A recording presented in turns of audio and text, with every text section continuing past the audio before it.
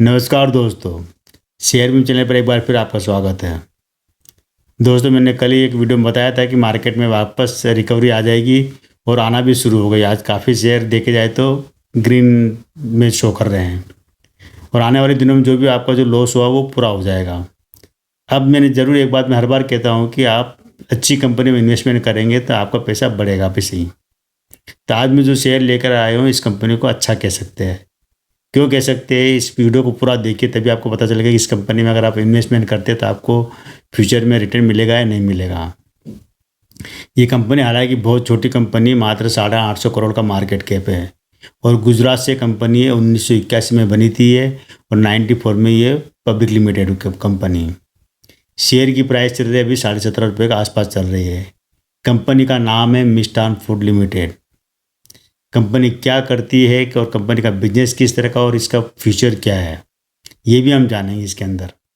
पहले हम इसका डेटा जान लेते हैं, उसके बाद में आगे की कहानी। तो इसमें क्या है कि ये जो मिष्ठान फूड लिमिटेड का भी जो शेयर की प्राइस 17.5 के आसपास चल रही है, 850 करोड़ का मार्केट कैप है। इसकी जो बुक वैल्यू है वो 2 रुपये 2.5 रुपये के आसपास है। फेस वैल्यू इसकी 1 रुपये है, यानी कि शेयर स्प्लिट हो चुका है। एक शेयर के 10 शेयर बन चुके थे। 10 से भी आप मल्टीप्लाई करेंगे 17 को तो 170 रुपये का शेयर बैठता है। लेकिन इससे भी महंगा बैठता है शेयर इसका, क्योंकि बोनस भी मिल चुका है इसका। अगर हम अभी हाई और लो देखेंगे तो करंट है इसका जो 17-17.5 रुपये प्राइस चल रही है। एक साल का इसका लो रहा है करीब 8.5-9 रुपये का इसका लो रहा है और हाई रहा है 24 रुपये का एक साल का। पूरी लाइफ टाइम का जब से एक कंपनी बनी है, शेयर मार्केट में लिस्ट हुई तब से अब तक इसका जो लो रहा है वो 2.5 रुपये का लो रहा है और हाई रहा है इसका 36 रुपये का। लेकिन ये 36 नहीं है, इसको आप मल्टीप्लाई करिएगा, एक शेयर के 10 शेयर बन चुके उससे करिएगा, फिर बोनस से आप करेंगे तो करीब करीब ये शेयर 350 रुपये के आसपास बैठता है। लेकिन कंपनी का भी वर्तमान में देखा जाए तो स्थिति बहुत अच्छी मजबूत स्थिति में है। कंपनी का जितना मार्केट कैप है उसके मुकाबले कर्जा बहुत कम, नाम मात्र कर्जा 1 रुपये के मुकाबले करीब 20 पैसे के आसपास का कर्जा है। यानी कंपनी को कर्ज मुक्त कह सकते हैं। प्रमोटर के पास होल्डिंग जरूर थोड़ी सी कम है, पहले 50% होल्डिंग थी, अब 46% रह गई है, जो कि इन्होंने कुछ होल्डिंग बेची है। लेकिन हो सकता है कि इन्होंने कुछ जो राइट इशू लाए थे उसमें कुछ होल्डिंग कम की हो। क्या राइट इशू में इस तरह की चीज़ें होती है। तो इन्होंने अभी 2024 में राइट इशू लेकर आए थे, उससे इन्होंने करीब 50 करोड़ रुपये जुटाए थे, तो इस वजह से हो सकता है इनकी होल्डिंग कम हुई होगी। रेवेन्यू की बात करेंगे तो अभी इनको लेटेस्ट रेवेन्यू 122 करोड़ का रेवेन्यू आया है और सारे टैक्स वगैरह सब काट कर 1 करोड़ 26 लाख का मुनाफा हुआ इनको। पूरे साल भर की बात करेंगे तो वो 322 या 24 करोड़ का रेवेन्यू आया है और वहाँ पर भी इनको 14 करोड़ रुपये नेट प्रॉफिट हुआ है, सारे खर्चे वगैरह काट के। लेकिन ये रेवेन्यू क्या कि जो पिछला रेवेन्यू था तो 2022-23 का, उसमें क्या हुआ था कि वो करीब 650 करोड़ का रेवेन्यू आया था और 64 करोड़ का प्रॉफिट हुआ था।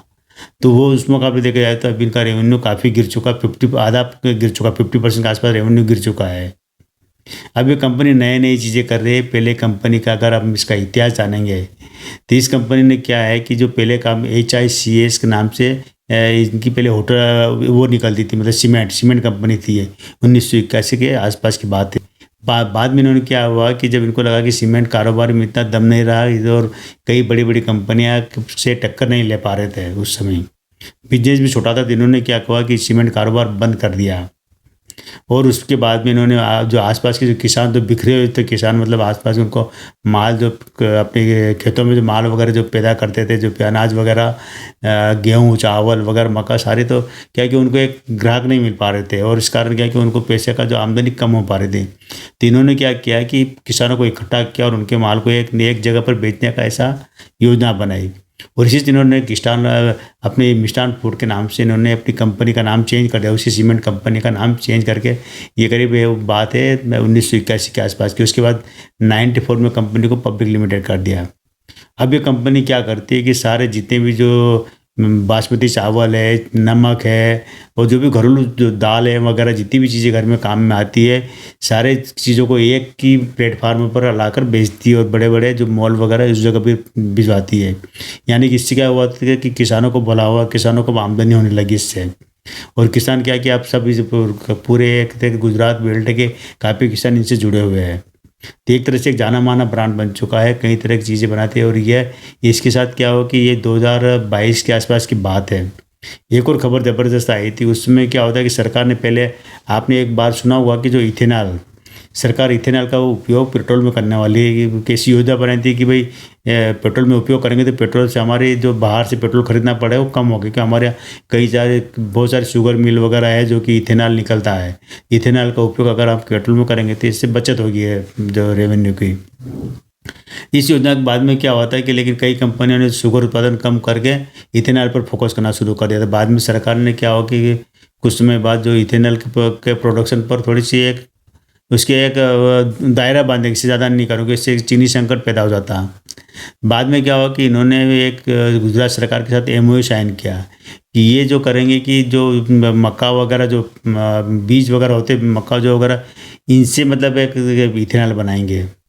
मतलब क्या है कि जो कि चीनी से नहीं, चीनी से बनता ही बनता है, चीनी के जो बाद में वेस्ट मटेरियल निकलता है उससे इथेनॉल बनता है, लेकिन इन्होंने मक्का वगैरह जो मक्का वगैरह इस तरह की चीज़ों से इथेनॉल बनाना शुरू किया। इससे सिर्फ जो गुजरात सरकार के साथ 3,500 करोड़ का एमओयू साइन किया।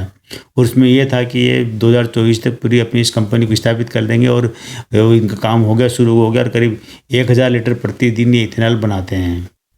तो वो इसलिए सरकार के साथ में इनका एक अच्छा एक जॉइंट वेंचर में काम करे, सरकार का एक मदद भी मिलती है कि जो इथेनॉल बनता है उसको उपयोग पेट्रोल में होता है, पेट्रोल से एक बहुत बड़ा एक विदेशी रेवेन्यू बच जाती है उससे। जो मतलब क्या होता है कि सरकार को, आप जब बाहर से पेट्रोल डीजल वगैरह खरीदते हैं फिर उसको रिफाइन करते हैं वगैरह तो बहुत महंगा पड़ जाता है, सरकार सब्सिडी के साथ को आमदनी नहीं होती। लेकिन इथेनॉल ऐसी चीज़ है जो कि पेट्रोल की इक्वल काम करती है। अगर उसको पेट्रोल में मिला दिया जाए तो पता ही नहीं चलता कि गाड़ी में इथेनॉल भी है, और वो गाड़ी का मतलब एक पेट्रोल की तरह ही एक तरह से कह सकते हैं। तो वो काम करती कंपनी। इसके अलावा उनके कई तरह के उत्पादन है और कृषि क्षेत्र के रूप में जानी मानी कंपनी है। मिष्ठान फूड लिमिटेड है, नाम जरूर मिष्ठान है लेकिन मिष्ठान से आपको लगेगा कि ये कोई हलवाई की दुकान है, तो हलवाई वगैरह नहीं है। इनका एक एफएमसीजी कारोबार है पूरा, जो घरेलू काम में, घर में, किचन में काम में आने वाली, हर जो रसोई के काम में आने वाली चीज़ें बनाती है, चाहे चावल हो, दाल हो, नमक हो, गेहूँ, आटा हो, इस तरह की तमाम चीज़ें बनाने वाली कंपनी है ये। तो इसी कंपनियों का भविष्य अच्छा रहता है। हो सकता है कि अभी ये शेयर 17.5 में मिल रहा है, लेकिन आने वाले दिनों में इनकी जो भाई कंपनी कर्ज मुक्त हो चुकी है, रेवेन्यू बढ़ा, इथेनॉल का उपयोग का काम भी इनका चल रहा है। तमाम तरह से देखा जाए तो कंपनी का एक कह सकते हैं अभी संकट के दौर से बाहर आ चुकी है। काफ़ी समय तक संकट में भी रहे थे, लेकिन वो संकट अब खत्म हो चुके हैं और कंपनी का देखा जाए तो एक तरह से अच्छी है ये। आप इसमें इन्वेस्टमेंट करना चाहे आपकी मर्जी रहेगी, मैं तो कोई फोर्स नहीं है।